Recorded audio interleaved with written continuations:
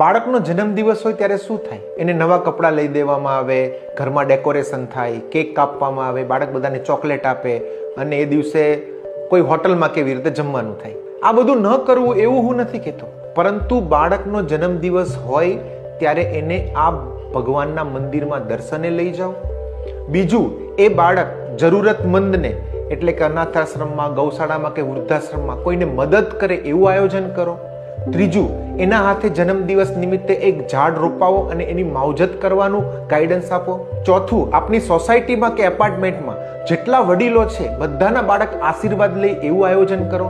અને પાંચમું, જન્મદિવસ નિમિત્તે બાળકનો મૂડ હોય ત્યારે કોઈ પણ એનો એક દુર્ગુણ એ છોડે એના માટેની એની સાથે વાતચીત કરો. આ રીતે જો આપે આપના બાળકના જન્મદિવસ ઉજવ્યા ને તો 18 વર્ષ સુધીમાં એ મહાન વ્યક્તિ બનશે.